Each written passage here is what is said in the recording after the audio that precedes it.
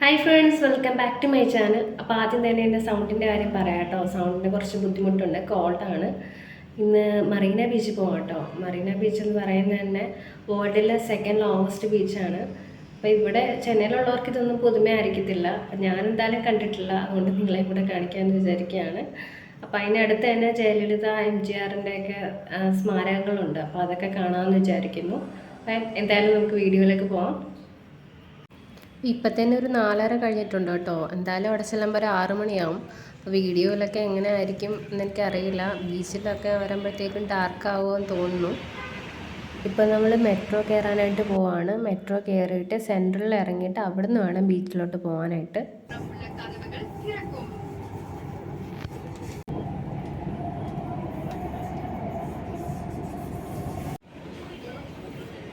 ചെന്നൈ സെൻട്രലിൽ വന്നിട്ട് ഇപ്പം നമ്മളൊരു ഓട്ടോ പിടിച്ചിട്ട് ബീച്ചിലോട്ട് പോയിക്കൊണ്ടിരിക്കുകയാണ്.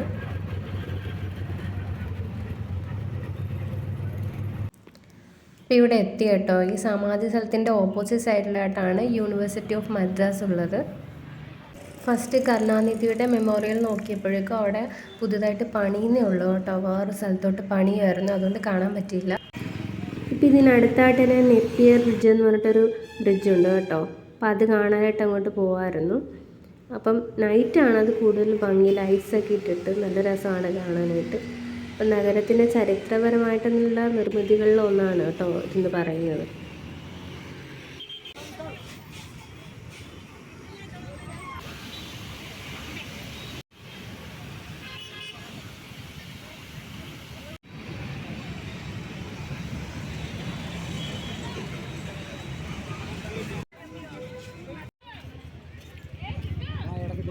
ഇവിടെ എവിടെ നോക്കിയാലും കടകളാണ് കേട്ടോ. ഇഷ്ടംപോലെ കടകളുണ്ട്, പല പല സാധനങ്ങൾ.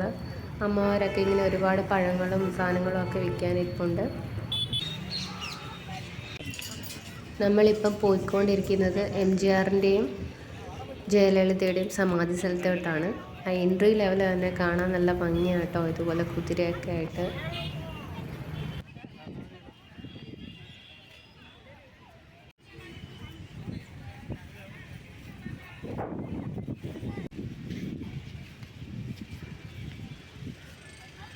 ഇവിടുന്ന് സമാധി സ്ഥലത്തോട്ട് നടക്കാൻ കുറച്ച് ദൂരമുണ്ട് കേട്ടോ, കുറച്ച് നടക്കാനുണ്ട്.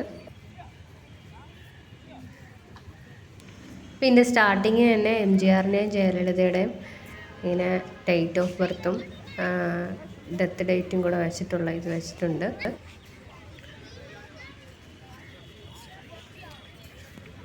തമിഴ്നാടിൻ്റെ തന്നെ ഉരുക്കുവനിത എന്ന വിശേഷനാമത്തിൽ അറിയപ്പെടുന്ന ഒരു സ്ത്രീയാണ് ജയലളിത എന്ന് പറയുന്നത്. ഞാനും ഒരുപാട് ആദരിക്കുന്ന ഒരു വ്യക്തിയാണ്. ഇവിടെ വരാൻ പറ്റിയത് തന്നെ ഒരു ഭാഗ്യമായിട്ടാണ് ഞാൻ കരുതുന്നത്.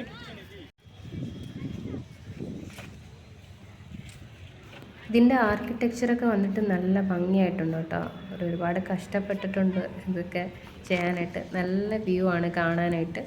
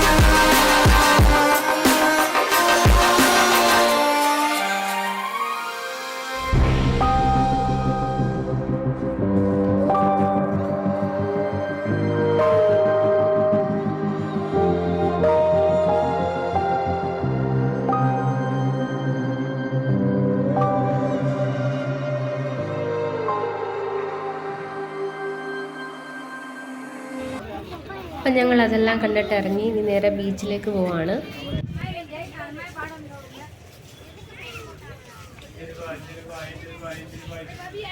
ഇവിടെയൊക്കെ കുറച്ച് നേരം ഇരുന്ന് റിലാക്സ് ചെയ്യാൻ തോന്നിപ്പോവും, അത്രയ്ക്കൊരു വൈബാണ് കേട്ടോ. പണ്ട് മുതലേ ഉള്ള ശീലമാണ് കേട്ടോ ഈ നട്ട്സൊക്കെ കുറയ്ക്കുക, ബീച്ചിൽ പോകുമ്പോൾ ഉള്ള ശീലമാണ്.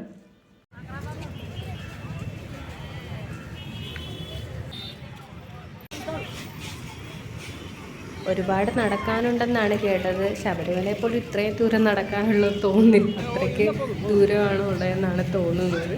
അപ്പോൾ ഞങ്ങൾ ഒരു നോർത്ത് ഇന്ത്യൻ ചെറിയ ഡിഷ് ട്രൈ ചെയ്യാമെന്ന് വെച്ച് കഴിക്കാനിരിക്കുകയാണ്.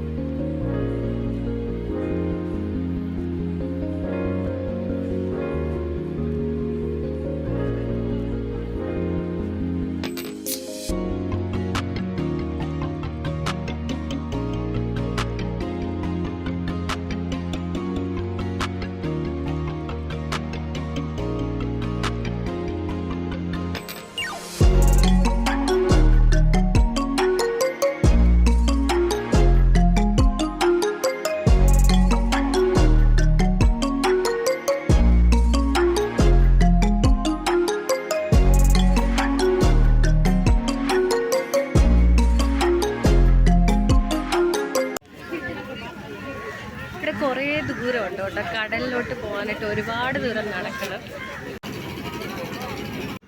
സ്ട്രീറ്റ് ഫുഡ്സിൻ്റെ ഒരു വലിയ ശേഖരം തന്നെയാണ് കേട്ടോ. എവിടെ നോക്കിയാലും പലതരത്തിലുള്ള ബജികളൊക്കെ ഇങ്ങനെ വെച്ചേക്കുന്ന കാണാം.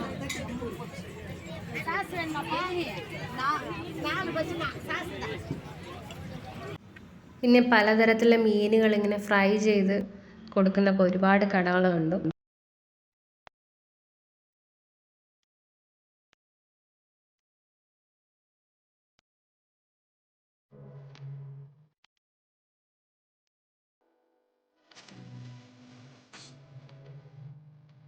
ഇവിടെ വന്നപ്പം ഒരുപാട് നൈറ്റായി കേട്ടോ, ഒരുപാട് നടന്നിട്ടാണ് ഇങ്ങോട്ട് വന്നത്.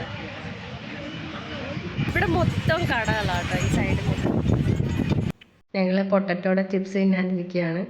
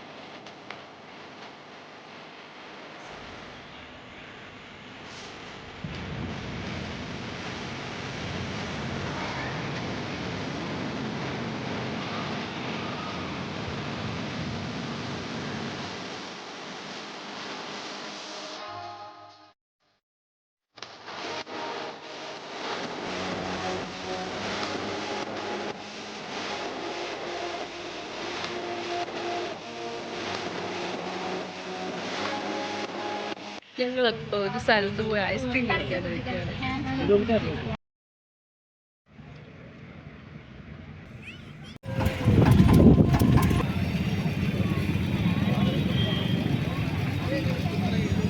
അപ്പോൾ ബീച്ചൊക്കെ കണ്ട് തിരിച്ചു വന്നു, ഒരു കടയിൽ കയറി ഫുഡ് കഴിച്ചു.